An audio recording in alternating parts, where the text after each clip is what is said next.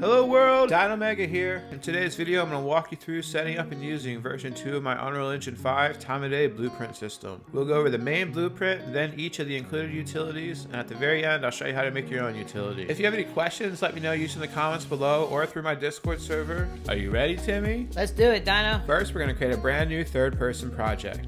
Then return to the Epic Launcher and add the time of day system to your new project. If you get an error about overwriting data, go ahead and accept it. And if you can't add it for some reason, close your project down, then try adding it. Then open your project back up. Adding the asset will add this Dynomega time of day folder to your project. Inside the blueprint subfolder is where we can find our main time of day BP, as well as all of our utility BPs. The demo subfolder is where you can find the demo world map, as well as all the assets that are included within the demo world. You can find these in the map helpers folder. You can also find the included Niagara systems for the butterflies and the fireflies inside the demo particles subfolder. All the sounds are in the sound subfolder. And everything related to the UI can be found in the UI subfolder. Return to the blueprints folder and drop a copy of BP_ time of day into your world. This is the main blueprint that powers everything related to time. If we want to make any sort of configuration changes to our time, this is the blueprint we'll do it on. And we'll go over all these configurations in just a moment. But first we need a way to easily visualize time in our world. And we can do this using our digital clock utility under the utilities subfolder. Go ahead and drop a copy of it into your world and then press play and you should see time updating automatically. Let's go over the configuration of the time of day BP. Go ahead and select the actor in your level, then from the details panel, find the default section. And this is where we configure our time of day system. And the first option we see is this time of day mode. We can change it between custom time and real life time. Custom time lets you define a starting point as well as a speed multiplier and how many seconds are in a day. And then real life time just uses the clock on your computer or the server for multiplayer. For this video, we're going to stick to custom time since that's going to be the most popular. After setting the time of day mode to custom time, go ahead and expand the custom time category. You can set the seconds per day as well as the speed multiplier. Now if you notice, I changed the seconds per day to 360 instead of 3600. We can see our time is ramping up. And if we reset that and then change the speed multiplier to 10, we'll actually see the same amount of time incrementing. And this is because these two variables work together to create your perception of time. The key difference is you don't want to change the seconds per day during runtime, but the speed multiplier is something that you can change as well as pause at runtime. Go ahead and expand the starting point section. This is if you want to define a point you want your game to start at. And this last variable lets us set up how we want to handle the day number that's displayed to the user. And by default, you most likely want to leave it to 1, but you can also set it to 0. Or if you'd like the system to calculate it based on the starting point, you can set it to -1. If you'd like time to save for you, this is now built in. Just go ahead and expand the save time section and then enable the checkbox for save and load time. When you need to reset your save game, you can just click this button right here. You won't see anything, but it does reset it for you. One thing you got to keep in mind is if you're saving time and you're using a starting point, you need to reset it. And anytime you change the starting point, you also need to reset it again, or else your starting point won't be applied. It's because the starting point is actually saved and only used right on the initialization.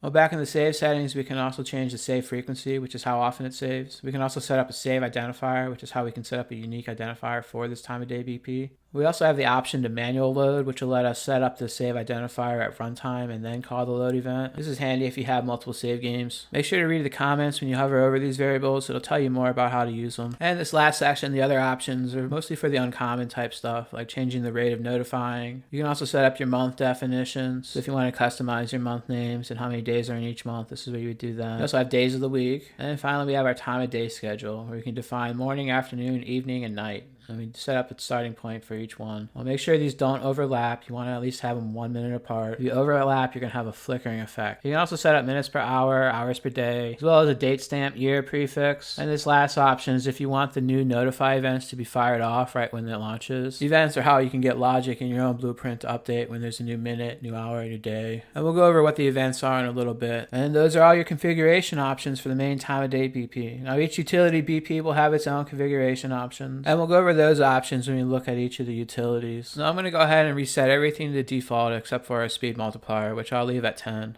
Now if you want to do a quick test, you can go ahead and open up the game mode for the level. And for this level, since we're in the third person map, it's the third person game mode. And then just set the player controller to the BP time of day controller. And what this will do is add the interface to your screen as well as give you all the key bindings. We're going to actually make our own controller, but this is just a quick way for you to test it to make sure everything is functional at your end. Let's go ahead and make a new blueprint class and select player controller. And I'm just going to call mine BP_ third person controller. Let's go ahead back into the game mode and then select our controller that we just made. Go ahead and open up the controller we made, and then from begin play, do a print string. And this way we can test it to make sure it is working properly. And when you press play, you should see hello at the top left. And there it is. Next, I'm going to go ahead and make a key binding to the 1 key. And we don't have to do this in the controller. We could do this in the character, but when we get to the point of adding the UI, we are going to need to use the controller. So it's best just to do everything here. Whenever we want to get data related to time or interact with time, like jumping or changing the multiplier, we first need to get a reference to our time of day PP. And we can do this using the get time of day PP helper function that's in a global function library, so it's accessible anywhere in your project.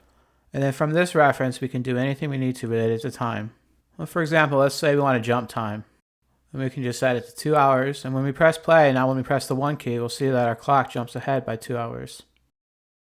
And to go backwards, you would just do -2 hours. So let's go ahead and duplicate everything we have here. And then select the input node, and then you can change the key binding up here. I'm going to change it to 2, and then just set the hours to -2, and then you'll jump backwards in time by 2 hours. Well, one thing you want to keep in mind when you're going backwards in time is you can only go back to your starting point. You can't go backwards beyond that. You can see it stops right at midnight here. Now each time we press these buttons, we really don't need to get this time of day PP reference because it's never going to change. So on our begin play might be a better spot to do it. So let's go ahead and bring this up here. And then just promote this to a variable. And then we can use this variable instead on our key bindings. And this is what we call caching a reference, and it's a little bit more performant since getting the reference requires getting the actor out of the level, and it does a search to do that. If we cache the reference, we only have to do it once instead of every time we press the button. If you were to test this, everything worked exactly the same as it did. And if you have multiple time of day BPs in your level, such as if you're tracking time in different worlds or something, you can use the get time of day BP tagged one instead, and then you can use an actor tag to further identify which one you want to use to get a reference for. This is an advanced usage type thing. 99% of the time, you're just going to use the normal one and get time of day BP. The jump time function is great if you want to go ahead and jump ahead at a fixed increment, like a few hours here, a few hours there. You can use the jump to next if you want to specify an hour or a minute to jump to. And this is how the bed actually works. If you want to jump to 7 a.m., you just set the hours to 7. And if you want to jump to a fixed point in time in the future, you can use jump to exactly. To pause time, you just call the pause time function, and then to unpause it, you just call this function again. You can also speed up and slow down time, which will increase and decrease the increment by 1 for the current speed multiplier. To test these, go ahead and duplicate our input and hook it up, and make sure you change the key binding to a different input. I'm going to go with X for pausing and unpausing. Then I'm going to go with E for speed up and Q to slow down. Press play and go ahead and give them a try. Speed up and slow down are only changing the speed multiplier by 1. Now if you want to change the speed multiplier by a certain amount, you use the change speed by function instead. And to set the speed to a specific value, you'd call it change speed to. And your default speed will be 1. And at a speed of 1, you can expect your game days to last exactly the seconds per day value. And if you set the speed multiplier to 10, it'll take 1/10 the amount of time for a day to pass. If you want it to take longer, you just use a fraction instead. And if you set it to 0.1, it'll take 10 times as long. Now to get the current time, you just use your reference and call any of the getter functions, like get hour, get minute, get second. And these will turn the current values in the current day. There's also get hour, minute, second, which you can use if you need to get 2 or more of these values at the same time. And if you just need one of the values, just call the single function for it. And for time, you can also get the timestamp if you want, which would be a nice formatted string for you, with the option to show seconds or toggle the AM, PM value of it. Under the surface, our digital clock actually just calls this function. And we can also get the time of day, which is our morning, afternoon, evening value. Oh, and there's also a get timestamp from seconds if you want to supply a seconds value and get a timestamp out of it. You can also get the hour, minute, second from a day percentage value if you need. These are just all helper functions. You don't have to use them all. Just when you need it, they're there for you. You can also get the day percentage, which is a value between 0 and 1. If you expand the time section, you can actually get a breakdown of everything that's included. I mean, they're all pretty much self-explanatory. As you can see, there's a lot here for you to play with. Pretty much everything you might need should be in there, and if it's not, please let me know. I'm going to go ahead and clean up the blueprint since these are just here to show you they're actually being used. Dino, is there any way to get notified when time changes, or do I always have to get time myself? That's an excellent question, Timmy, and the answer is there's a number of event dispatchers that you can bind into. From a time of day reference, drag off and search for a sign. You can see that there's a number of events here, on new day, on new hour, on new minute. These are all called every time they change. You can bind into these to get notified in your own blueprints whenever a change occurs. For example, I want to print a string every time the hour changes, so I would bind into the on new hour event.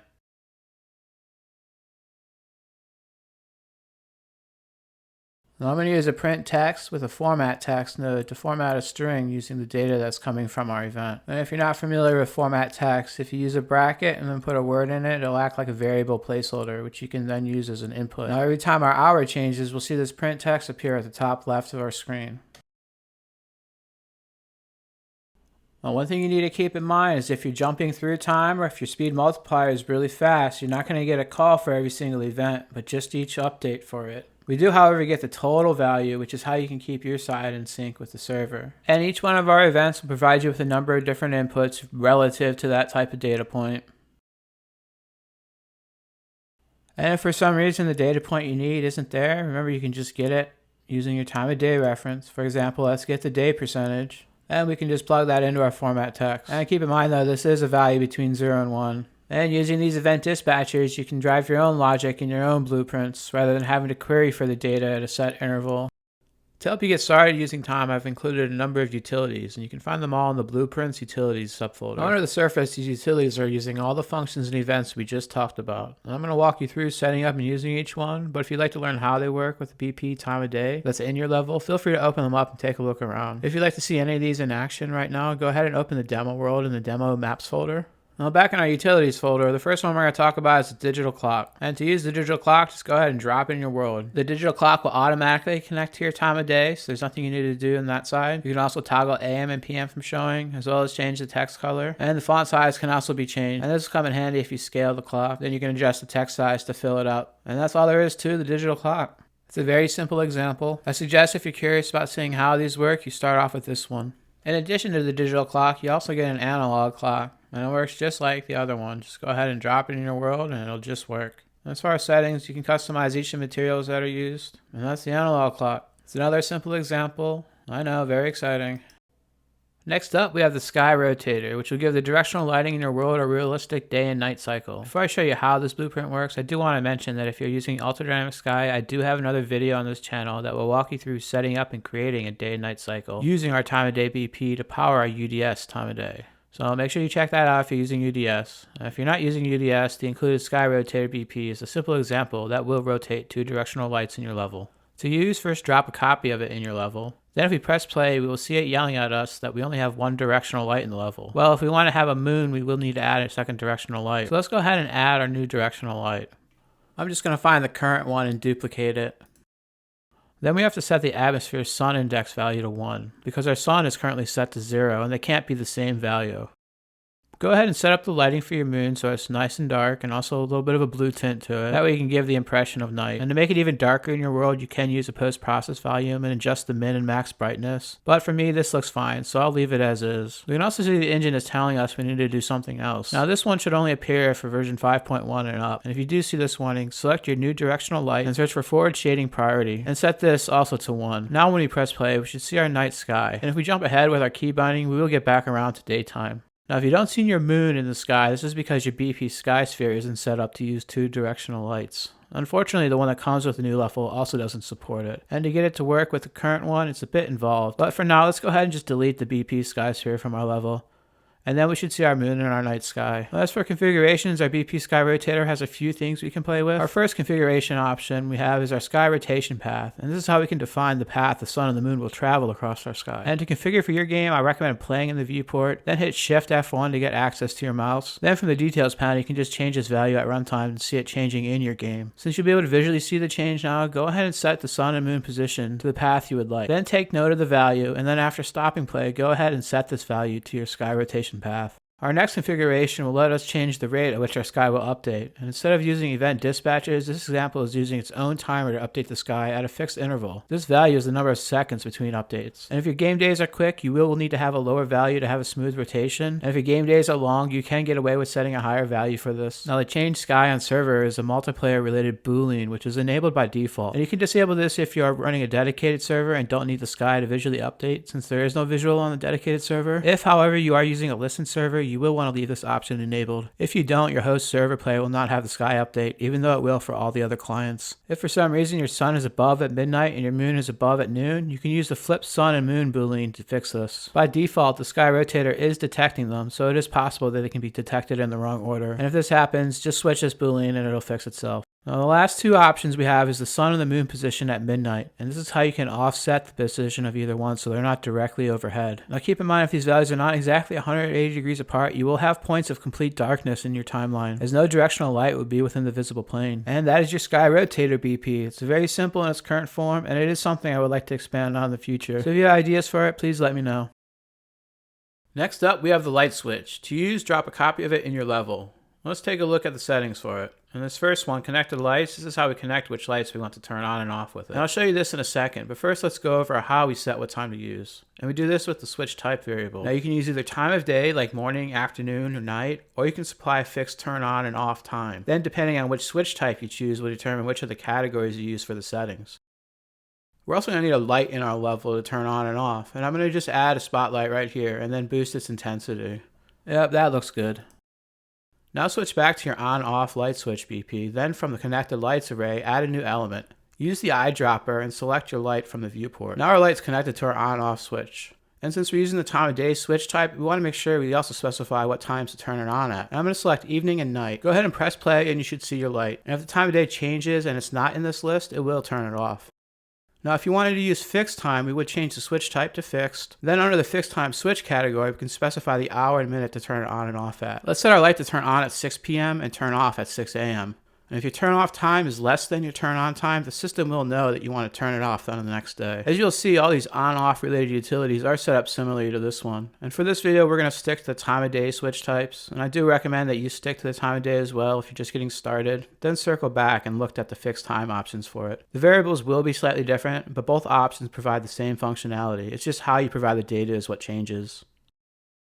Now each of the light switches and most of the on-off utilities are also capable of toggling the state for multiple actors at the same time. So let's duplicate our light 2 more times and hook them both up to the same switch. Dino, so should I just use one light switch to power all the lights in my level? No, don't get carried away with this, Timmy. I don't recommend doing that. Instead, use multiple switches all positioned around where the lights are. Then use each blueprint to handle the set nearby. This will make managing and adjusting them much easier in the future. Our next utility is the light color fader. And to use, just drop it in your level. And since we already have 3 spotlights on our level, let's go ahead and use them. I'm just going to quickly copy them from my on-off switch using the shift right mouse click and then the shift left click to paste them. Now we just need to specify what colors you want to use at which times. And since we're using the time of day switch, let's add an element to the time of day colors map. For the key, select the time of day, then for the color, select your values. Go ahead and add more elements to the map to set different colors at different times. Then when you're ready, press play and check it out. Pretty cool, right, Timmy? The bed utility can be used to simulate sleeping in your world. To use, just drop a copy of it into your level, and the settings let you define the sleep until hour and minute. Remember our jump to next function? Under the surface, this is all that is being called using these values. You can also change the materials of the bed if you would like. When we try to overlap the bed, it yells at us, and this is because we don't have the bedtime UI component attached. So to fix it, open up your player controller and add the component to it. Dino, can I just add this to my player character instead? I'm not using a player controller. No, Timmy, this one is designed to be attached to your player controller, like the one we made at the start of this video. And as a side note, you really should be using a player controller. Chances are, if you're not, there's a lot of stuff in your character that shouldn't be there, and would be better placed in a controller. Now, after adding the component to your player controller, go ahead and press play and give it a try. You should now see the UI and time jumps ahead to morning. The time machine is another simple example, and all it does is rotate an object relative to the speed multiplier. I'm sorry, Timmy, I did not crack the mystery of time travel. To use, just drop a copy of it in your world and hook up an actor to it. I'm going to use the gear from the demo world for my actor. And make sure you set the actor to rotate on the time machine. And when we press play, it doesn't seem to work. But when we stop, we see why. And it's because we also need to set this actor to movable. Unfortunately, this is not something that can be done at runtime, so you have to do it yourself. And to do so, select your actor, and for me that's the gear, and then just set it to movable. And now it should work. And the rate of spin is the rotation rate set in your settings, multiplied by the game's current speed. Go ahead and press play, then use your keybindings to change the speed multiplier. Your gear's rotation should update accordingly. Next, we have our ambient sound switch, and to use, just drop a copy of it in your level, and like all the other utilities, it all starts with the switch type or the settings. And since we're using the time of day, let's add an element to the time of day ambient sounds map. For the key, we select our time of day, and I'm going to select morning. Then the value is our ambient sound in our level, which we currently don't have, so let's go ahead and add one now. And for the ambient sound, I'm just going to use the included seagull sound effects, and the source to the sound is in the description of this video. Then back in our ambient sound switch, we can select the seagull's ambient sound we just added.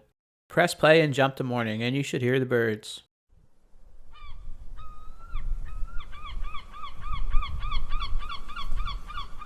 Now I'd also like to hear them in the afternoon, so I'm going to add another element to the time of day ambient sound map and select the ambient sound again. Remember, if the current time of day is not in the list, it will not play the sound. I'm going to duplicate this ambient sound and select the included crickets sound effects. Then the source for this one is also linked in the description of the video. Then back in our ambient sound switch, I'm going to select evening and night to play this cricket sound.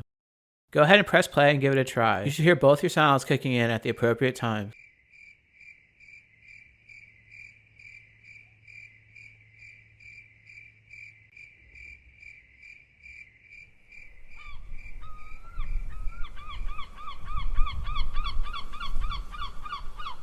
Now, one of the limitations to this utility is that it's not designed to play multiple ambient sounds in a single time slot. And to do this, you need to create another ambient sound BP, then hook up the new set. To test this, you can use the included morning and evening anthem sound effects. And sorry, I'm not a musician. I did make these in GarageBand on my phone. Now, these anthems would probably be better placed in another kind of switch that runs and plays the sound on the UI instead of an ambient sound. And if you'd like to see how to do this, feel free to let me know in the comments or on my Discord.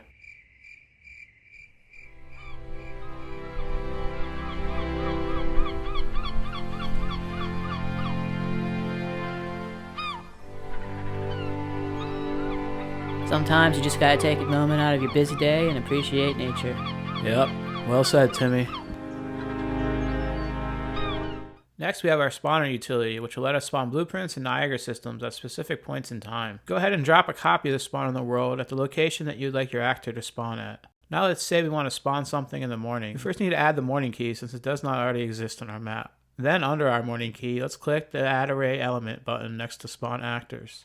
This lets us define our actor blueprints. I'm going to select the cupcake from the demo world. It's called BP_spawner cupcake. Then the max actors is the max amount of these actors we want to ever exist in our world. And if this max is a global count, make sure you check the global max boolean. When true, this will count all actors of your type in the world, and will only spawn them if the count found is less than your max actors. With this variable set to false, the spawner only counts the actors it actually spawned, and it will ignore any other actors of the same type already in the world from other spawners or even hand placed.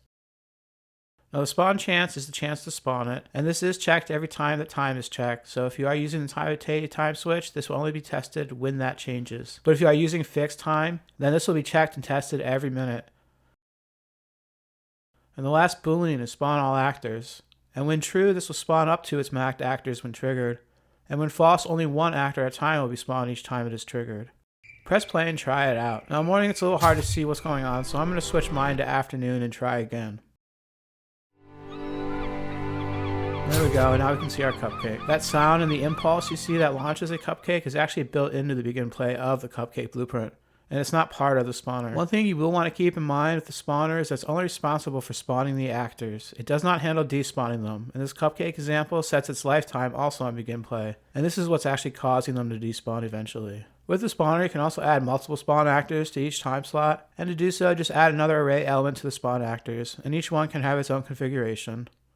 Now the other end of the spawner is the Niagara system. And go ahead and add an element to the time of day Niagara systems map. For the key, select your time of day. Then for the value, just select the Niagara system you'd like to play. Included, you'll find 3 Niagara systems to help you get started. Butterflies, colorflies, and fireflies. For the morning, I'm going to spawn the butterflies, and then in the evening, I'll spawn the fireflies. Press play and give it a try. And that's our spawner.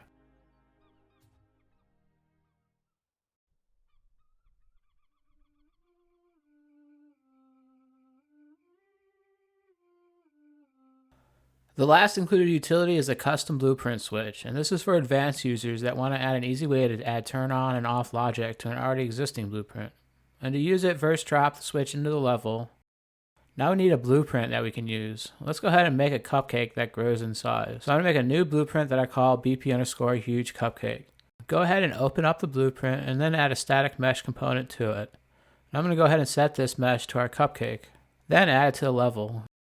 Go ahead and open up the blueprint. Now from the begin play, add a timeline. Open up the timeline and add a float track to it that you call alpha. Then add points to the timeline at 0 seconds with a value of 0 and 1 second with a value of 1. I want to make my track linear so it has a nice ramp up and down to it, and also make sure to set the track length to 1 second. Head back to our blueprint event graph and drop a copy of the static mesh reference into it. From it, drag off and select Set Relative Scale 3D. Then split the new Scale 3D vector input. And from our alpha track, drag off and select LERP. Lerp lets us transition between two values based on our alpha, which is a value between 0 and 1. Since we're using a timeline, the value of our alpha changes over the course of the timeline, which also happens to be from 0 to 1. We do, however, need to switch the pin our alpha is currently going into. It should be going to the alpha pin on the lerp. Then set the value of A to our starting point, which is 1, and then the value of B to 10, which is our endpoint.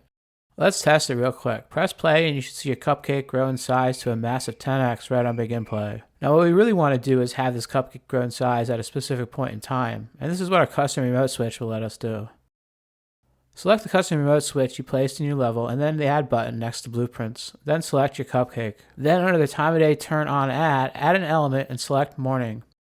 Return back to your BP_huge cupcake blueprint. Since we are controlling when to play this timeline from our switch, we no longer need this begin play. Go ahead and delete it. Then from the class settings buttons, find the implemented interfaces dropdown. Click the add button, find and select BP_time_of_day_switch remote. Once added, this will add two events to your blueprint over under the interfaces section called turn on and turn off. Double click on both of these events from the list and this will add them to your event graph. Now let's hook these events up to our timeline. Our turn on we want to hook up to play, and our turn off we want to hook up to reverse. Press play and try it out. And once you get to morning, the cupcake grows in size, and when you get to the afternoon, it shrinks back down, since at that point it is no longer in our window. Now the custom blueprint switch is designed to handle multiple blueprints at once, so if we duplicate our BP_huge cupcake in the world and add another blueprint to our custom remote switch for it, now we're cooking. And that is the custom blueprint switch. The whole idea is to provide you a nice little bootstrap to help you convert your current blueprints to something that works with a switch. The fun doesn't stop there. Another feature for advanced users is if you want to make your own utility. And I have a few different base classes to help you get started. Open the utility base subfolder to find them, and each one of our utilities is actually running off of one of these bases. Now which one you use depends on your needs. The utility base is the main one, and then the switch ones offer different options. To use, make a child of them. Do not duplicate them. So let's go ahead and make a child of the BP_time_of_day_utility_base, and then open it up. Navigate to the event graph, and then click the gear icon on the My Blueprint panel. Then select Show Inherited Variables. Now this will show you your variables from the parent classes, and for us this will provide us with a reference to our BP_time_of_day from our level. And from this reference we can do everything we need related to time, included in binding into our event dispatchers. And the other feature of these bases is it'll tell us exactly when the time of day system is ready and fully loaded. We should use this instead of our begin play. So go ahead and delete the begin play, and then from the override section, select on time of day loaded. For our uses, this is what we should consider our begin play. And when this event is called, we know for sure our time of day system is fully loaded and ready. New Year might take a while to debug, so let's switch it to our new day event. I'm just going to do a simple print string that says it's a new day. Drop a copy of this new utility in your level and give it a try. Jump ahead through time, and when you reach a new day, you'll see your print string. And this is how you make utilities. And if you'd like to see another example of these utilities, check out the UDS tutorial I mentioned earlier during the sky rotation part of this video. We created a utility using this base to drive our UDS time of day. If you want to add the UI from the demo world to your game, you can do this by adding the AC_time_of_day UI to your player controller. And just like the other one, this has to be on your player controller, and if you put it on your character, you will have issues in multiplayer. And one of the features of this component is it will automatically add our AC_bedtime component for us. So let's go ahead and delete that. Now when we press play in our level, we can see our UI, and if we test the bed, we can see that it still works. Also take a look at the BP_time_of_day controller when you get a chance. This is where you can find all the different key bindings that were found in the demo world example. That concludes the setup video for version 2 of my time of day blueprint system. If you have any questions, let me know using the comments below or through my Discord server. Please consider leaving a review on the marketplace if you like my systems. They do help. And thank you for supporting this project, and good luck with yours.